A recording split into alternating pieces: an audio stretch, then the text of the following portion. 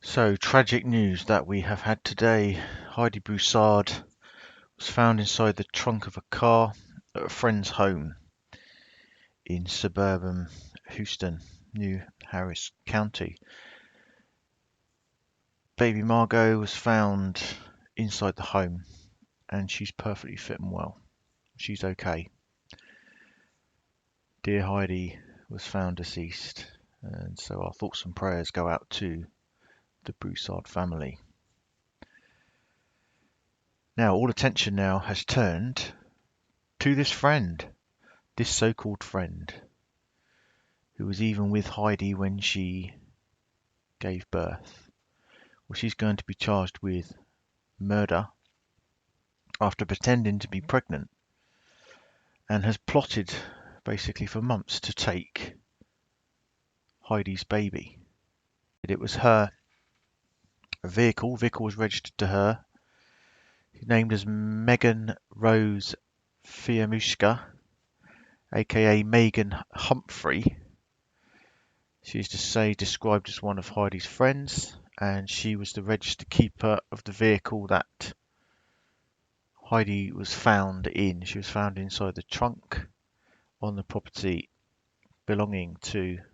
also belonging to Maygen Humphrey. She's being held currently in county jail on kidnapping and corpse tampering charges. But as I say, she will be being charged with murder. Inside the house, the police found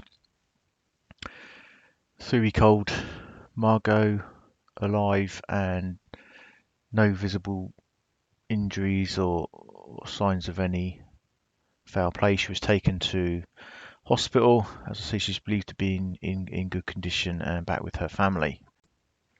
Now, it's unclear at the moment whether Megan was at home when the baby was found and Heidi was found, but apparently a call was made to Child Protection Services. They received a call, and that's when this grim discovery was made. There is a second person in custody, apparently, but they have not yet been named. The police say they expect to charge Megan later on today with murder. Now, it's not sure how long Megan and Heidi knew each other. I know there are a lot of reports on social media that she was a long-term friend, but as of yet that hasn't been fully confirmed. But like I say, this Megan was present when Heidi had her baby last month. Now, interestingly, Megan also had a baby registry, an online registry with a partner named Christopher Green. Christopher's name is on the deeds for the house where Heidi was found, but not much else is known about Christopher Green at this time. Now, of course, Shane Carey, her fiance, made an emotional plea for them to return home safely. He appeared on a couple of interviews, a couple of morning TV shows as well, apparently, tearfully asking them to be dropped off home. And he has denied any involvement in the disappearance of his daughter and fiance, of course. And of course, we saw the parents, Tammy and David, make an emotional plea for Heidi to come home, that they miss him very much. So that makes it even more heartbreaking, particularly just before the Christmas season. It is just so tragic a story. Now, we also now have pictures that were taken by a friend of Heidi's that Heidi sent to him, basically showing bruises and scratches that were left by what she's claiming her abusive fiance Shane. Now, we have the messages here as well, including the photos. Bruises to the arms and legs can clearly be seen in the pictures. It was a friend of 20 years, Cliff Nolt, 37, that she sent these pictures to.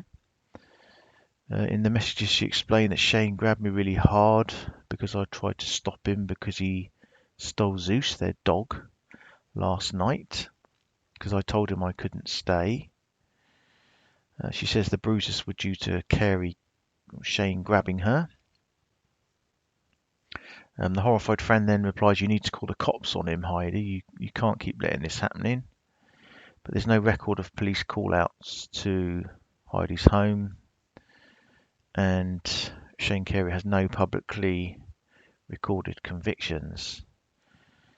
So we don't know if this is just a side story that has no relevance to what has tragically happened to Heidi. At this moment, we just don't know. Now, this friend of friend of Heidi's, Cliff Nolt, from Texas, he's saying that also said that Heidi had intended to leave Shane after an incident that happened in March, but chose to stay after getting pregnant with Margo. Cliff said that she was going to leave quite a few times. We had everything prepared at our house to come and stay the last time, but then she got pregnant with Margo and she decided to stay. He also added that Heidi said that he always pulled the "I'm sorry, I won't do it anymore, I'll stop drinking" promises, and she kept hoping that he'd keep to them. Now, another interesting side twist,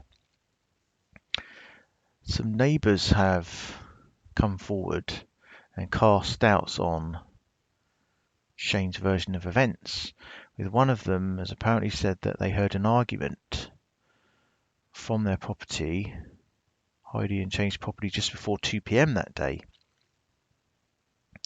The neighbour, who's asked not to be named, said that he heard a muffled row shortly before returning home from his job. It was definitely after 1 p.m.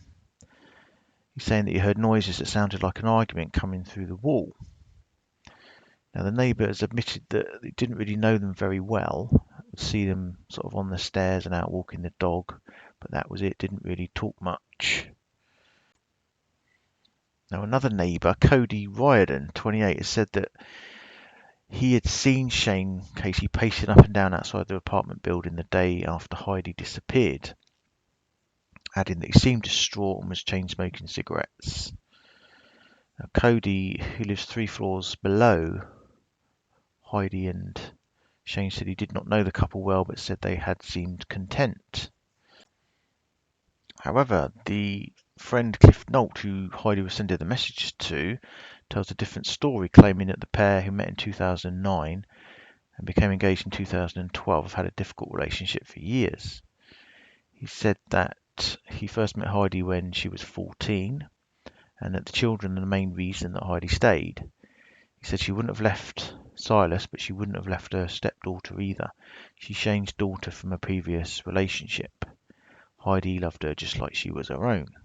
Now, this friend of Heidi's also claiming to the media that he never liked Shane. He's saying he's been civil for the most part every time we've been around each other, but he's disrespectful, jealous and insecure, saying he's known him for the last 6 years, ever since he's been with Heidi. So I guess a lot of attention now will turn to just why and how this Maygen Humphrey decided to and plotted this awful crime against her friend. And I guess we'll just have to wait and see if anybody else was involved or knew about this. And if that is the case, they are fully brought to justice.